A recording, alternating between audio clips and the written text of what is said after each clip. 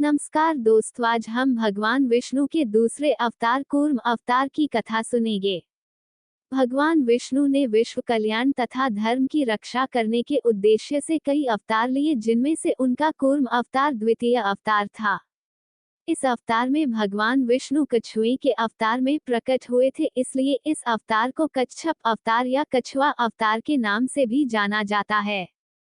इस अवतार को लेने के पीछे भगवान विष्णु का उद्देश्य देव दानवों की समुद्र मंथन में सहायता करना तथा मंदार पर्वत का भार उठाना था। आज हम भगवान विष्णु के द्वितीय अवतार कूर्म अवतार की कथा के बारे में विस्तार पूर्वक जानेंगे। एक समय जब देवताओं को अपनी शक्ति का अत्यधिक अहंकार हो गया था, तब उन्होंने ऋषि दुर्वासा का अपमान किया था। इसी से क्रुद्ध होकर ऋषि दुर्वासा ने देवताओं को श्रीहीन होने का श्राप दे दिया था। इसके पश्चात देवताओं की शक्ति दानवों के समक्ष कम हो गई थी, जिस कारण दानवों के राजा बलि ने देवराज इंद्र को पराजित कर दिया था। अब तीनों लोकों पर दानवों का राज हो गया था तथा चारों ओर अधर्म बढ़ने लगा था। ये देखकर देवता अत्यधिक विचलित हो गए तथा भगवान विष्णु के पास सहायता मांगने पहुंचे। तो श्रीहरि ने इसके लिए समुद्र मंथन का उपाय बताया।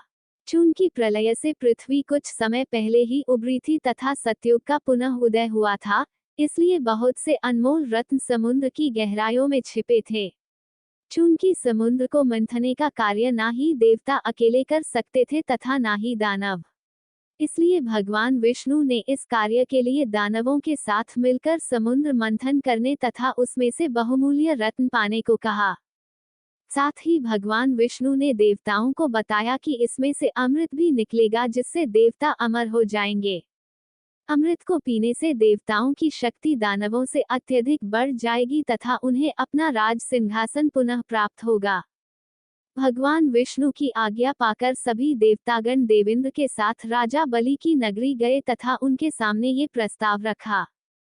वैसे तो दैत्य गुरु शुक्राचार्य को देवताओं पर विश्वास नहीं था, लेकिन उन्हें उनका ये प्रस्ताव पसंद आया तथा इस कार्य के लिए उन्होंने अपनी सहमति दे दी। इसके पश्चात देवता तथा दानव क्षीर सागर में समुद्र मंथन के लिए पहुंचे। समुद्र का मंथन करने के लिए विशाल मदारी की आवश्यकता थी, जो उसे मथ सके। इसके लिए भगवान विष्णु ने अपने सुदर्शन चक्र की सहायता से मंदार पर्वत को काटकर समुद्र में रख दिया। इस पर्वत की सहायता से देव व दानव समुद्र को मथने का कार्य कर सकते थे। अब उन्हें इस पर्वत को घुमाने के लिए एक मजबूत रस्सी की आवश्यकता थी। इसके लिए भगवान विष्णु ने स्वयं अपना वासुकी नाग दिया। इस वासुकी नाग को मंदार पर्वत पर लपेटा गया। इसके मुख को दैत्यों की ओर रखा गया तथा पूंछ को देवताओं की ओर। अब समुद्र मंथन का कार्य प्रारंभ हो गया, लेकिन एक समस्या और आ पड़ी। चूंकि समुद्र बहुत विशाल तथा गहरा होता है तथा इसमें कोई पक्की भूमि नहीं होती, इसलिए मंदार पर्वत अंदर रसातल में जा रहा था। यदि वह डूब जाता तो समुद्र मंथन का कार्य अधूरा रह जाता। ये देखकर भगवान विष्णु स्वयं देव दानवों की सहायता करने के लिए अपना द्वितीय अवतार लेकर आए। इसके लिए उन्होंने कछुआ का अवतार लिया तथा मंदार पर्वत का भार अपनी पीठ पर उठाया। चूंकि कछुए की पीठ ठोस होती है, इसलिए मंदार पर्वत उस पर टिक गया। अब देव दानवों ने कई दिनों तक समुद्र मंथन का कार्य किया। इसके पश्चात समुद्र मंथन से एक एक करके 14 रत्न प्राप्त हुए, जिनमें हलाहल, कामधेनु, मां लक्ष्मी, ऐरावत हाथी, उच्चा, श्रवा घोड़ा, कौस्तुभ मणि, कल्पवृक्ष, रंभा अप्सरा, वारुणी देवी, चंद्रमा, पारिजात, पांचजन्य, धन्वंतरी तथा अमृत प्राप्त हुए। जैसे ही अमृत प्राप्त हुआ, वैसे ही देव दानवों के बीच उसे प्राप्त करने के लिए भयानक युद्ध छिड़ गया।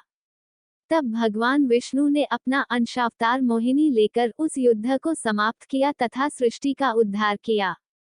भगवान विष्णु के कच्छप अवतार लेने के पीछे उनका मां लक्ष्मी को प्राप्त करना प्रमुख उद्देश्य था। इसके अलावा महाप्रलय के पश्चात जो बहुमूल्य रत्न तथा औषधियां समुद्र की गहराइयों में चली गई थी, उन्हें प्राप्त करना आवश्यक था, क्योंकि उसी के द्वारा सृष्टि का कल्याण संभव था। इसके अलावा किस प्रकार बुराई, दैत्यों, का उपयोग अच्छाई के कार्य के लिए किया जा सकता है, ये दिखाना भी इस अवतार की विशेषता थी। अगले वीडियो में हम समुद्र मंथन से निकले 14 रत्नों के नाम तथा उनकी महत्ता को जानेंगे और वो रत्न अब कहाँ है।